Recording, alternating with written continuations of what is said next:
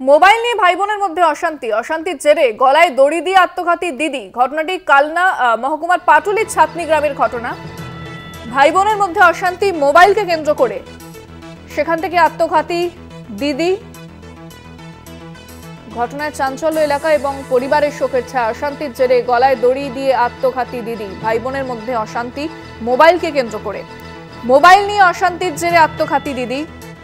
ভাই বোনের মধ্যে বচসা হয় মোবাইল নিয়ে, তারপরেই আত্মঘাতী হন দিদি।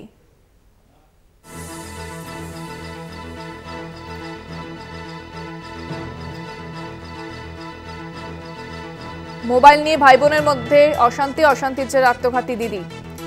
মোবাইলকে কেন্দ্র করে বচসা হয় ভাই বোনের, তারপরেই আত্মঘাতী হয় দিদি।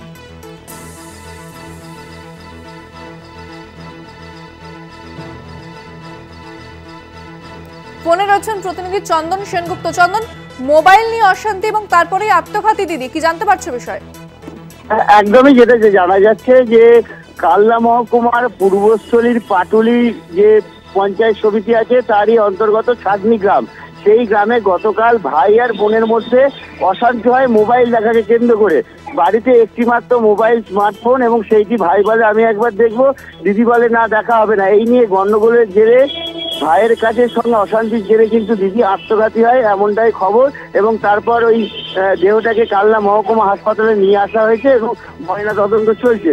যেটা বিষয় হচ্ছে যে বর্তমানে যে এই যে অশান্তির কারণে যে এই মৃত্যু হচ্ছে, এটা কিন্তু চিন্তার ভাঁজ ফেলেছে একাধিক মানুষের পক্ষে। কারণ ব্যাপার হচ্ছে যে একটা বাচ্চা মেয়ে, সেই মেয়েটি এরকম একটি মর্মান্তিক দুর্ঘটনার শিকার হলো, আত্মঘাতী হলো।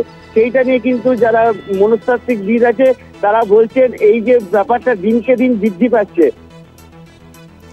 ধন্যবাদ চন্দন।